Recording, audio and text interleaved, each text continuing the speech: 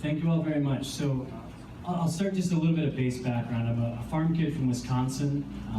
Worked on tomatoes, echinacea, dairy. I was in FFA. I never thought I'd go from Future Farmers of America into this. After high school, essentially, I was recruited by the military. I was an airborne Romance language cryptolinguist.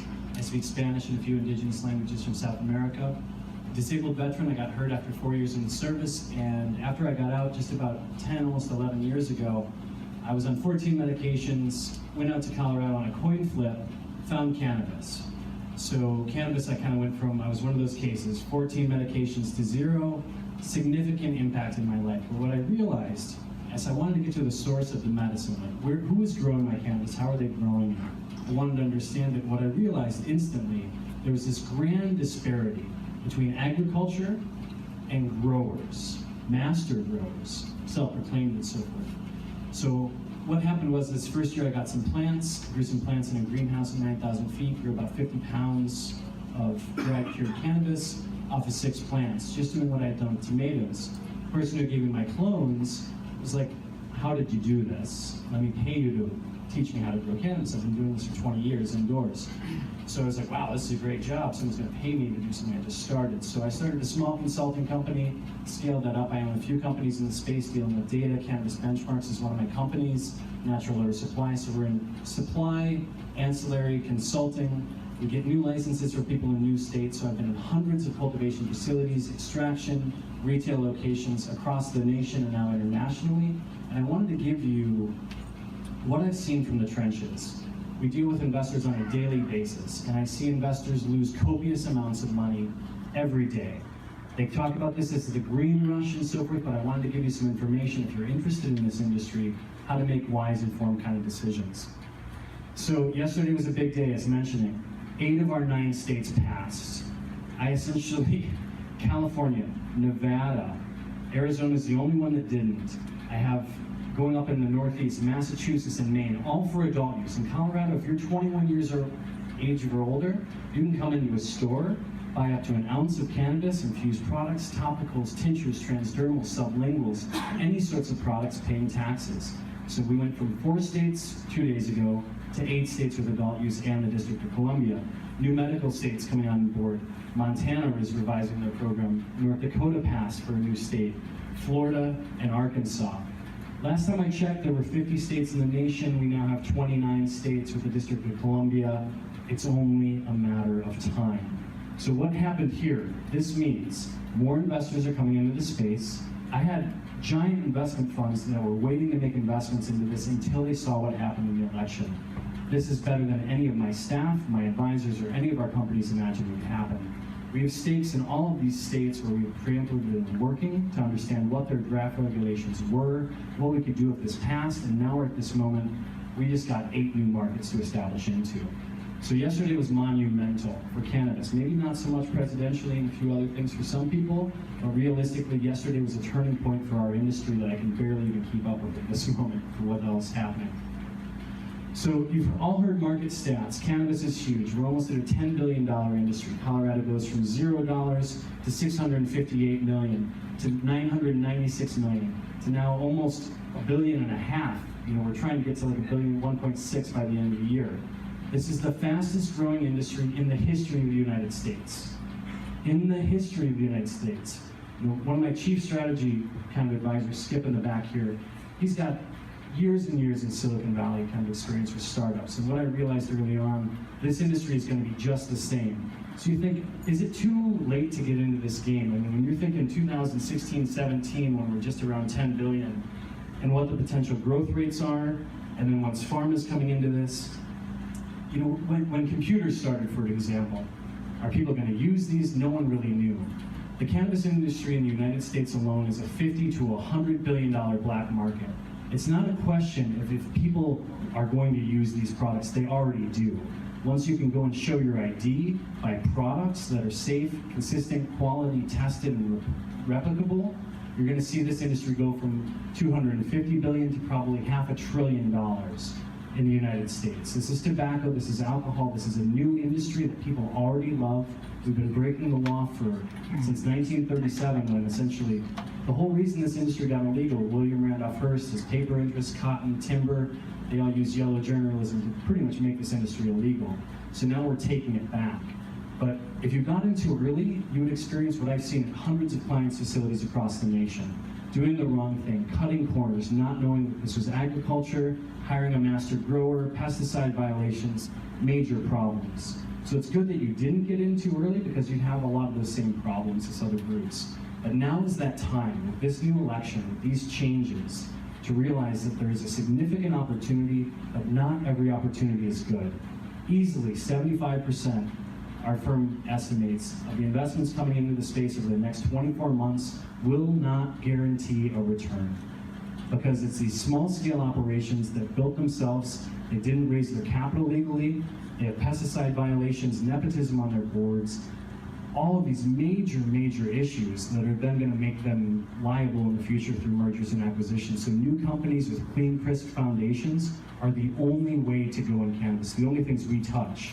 If you're banking every dollar, tracking every gram, I can ensure to an investor that they're going to get a return. Everyone thinks this green rush is happening. But what happened with the gold rush in California, tons of people came in, they dug holes, they toxified rivers, they killed indigenous people, they took a little value and left. As a farmer, I know that the value and the gold you have is in the soil that you grow in and the people that work on that land. In this industry currently, we're destroying environmental resources. Just imagine one joint grown indoors, just electricity alone, 22 pounds of coal worth of electricity to grow one joint. I mean, there's this, my lighting company, a separate thing, we're not doing a raise for it. I'm not sure if you've heard of it, we'll talk about it. But it rises in the east, it sets in the west, plants love it, been growing plants for about 425 million years. LEDs, maybe 3-4 years, high intensities, 10, indoor agriculture about 60. So my lighting company, The Sun, I don't know if you've heard of it, plants love it, we'll talk about that a little bit. But we do not want to have what happened with this green rush of all these new companies coming in and setting the policies and the consumer habits for future consumers for the life of this industry, not just in the US, but international. I mean, in this last month alone, from Guam to Tokyo, over 17 states in the United States, back and forth, this industry is just starting. And now is that moment you can learn from everyone's mistakes already to know what's working and not. So we talked a little bit, earlier, it was great to hear about GMPs. Every other outside industry is regulated under very strict protocols. Since this is still federally illegal, the FDA, USDA, EPA, OSHA, they can't touch this. And as taxpayers, we pay them to keep us safe, and we can't. They can't help us. So the Cole memo was what allowed all this to happen. They gave states 8 very specific rules that they had to follow in order to have state right use medical or adult use cannabis programs. But each state Department of Agriculture, which I work for a few different states, and that department with pesticides and hemp and cannabis, we have seen time and time again that states do not know what they're doing. They are not the EPA, they are not the USDA. We've seen 172 lawsuits against organic companies saying that they're organic using a USDA term. You don't want to invest into something like that. I'm an organic farm kid. We cultivate cannabis following organic methodology using certified organic products. I got to say organic twice in that, but never once did I say I was organic. And never once would I put an investor liable of doing something like that. But using systems, regulation, quality assurance, and outside industry guidance on how to be regulatory, instead of just hiring a master grower who knows how to grow weed. I mean, it's not that hard to grow weeds, they grow everywhere. And this is agriculture. So if we follow quality assurance, good agricultural practices, good manufacturing practices, these companies aren't going to have all the liabilities. We've got some different outside groups that are starting to do certification. These are not the FDA. These are not the USDA. So essentially what you have to do if you're investing in these sorts of companies is realize that the standards and the systems are what's going to actually make that brand differentiated. Make that brand compliant with all state rules, and every company we establish is following all outside industry ag, formulation, pharma type guidelines before they're mandated. We all know where the industry came from and where it is. You just had a great example of that indoor facility. But as I'm going to show you here shortly, that sort of indoor facility, knowing that California is the wildest of wildest west, and even standing outside for about 5 minutes, great things going inside, about 50 different compliance violations in that facility. I could build a 100,000 square foot greenhouse for the same cost it cost to even retrofit a 20,000 square foot that produces 4 times the volume from indoor using my lighting company, the sun, which comes up, last time I checked, every single day and sets every single day. Perfect. This is what's happening in cannabis. You want to invest into this? Class action lawsuits for pesticide violations, environmental hazards, molds, mildews. It's a danger to your workers, consumers, the environment, and the investors. What happens is when you invest into these sorts of operations, if there's a pesticide recall, there's a 92% chance that that group is going to go out of business within 6 months. So you want to make sure that they're not just growing in a warehouse that used to be a tire factory that was converted into an agricultural facility. Starting ground up, clean, crisp foundations. Indoor is dead. Realistically, how much agriculture is indoors or hydroponic? Less than 0.1% nationally. Do we grow corn, wheat, soybeans indoors like that? Some tomatoes, some peppers, some strawberries. Not very much. There's a reason normal farmers do not grow things in warehouses. We went indoors as an industry to hide. Now with all the states, we've got 17 of those 29 states that allow greenhouse or outdoor. This is an agricultural commodity. And I guarantee you, having dealt with plenty of triple net plays already with the investment side, that these tenants cannot even pay their rent sometimes. They get your facility, you build it out, they use a systematic pesticide, like a butanol, equal 20, something like that. It contaminates your facility, it poisons your workers, they're gonna get recalls, they're gonna get shut down, then you're sitting on a $3.5 million building that's contaminated and no one can even rent to retrofit. So you have to think, like, just because people are doing it, doesn't mean that that's where the industry is going to be. This is another one of our companies here. You can see this kind of steep decline here. As more and more cannabis is coming to market, this is similar to like a Wall Street cannabis, like indoor, outdoor, greenhouse, price per pound, how much it costs to produce, how much the market is. We saw this happen for the first time ever this June, July. The prices just dropped because all these new greenhouses and outdoor greenhouses were starting to actually bring product to market. So all across the country, Oregon's had its first recalls, Washington's had plenty, Colorado's had almost 2 million products recalled from pesticide violations, potentially bad testing. I mean, granted, Steeple's a great actor in the space.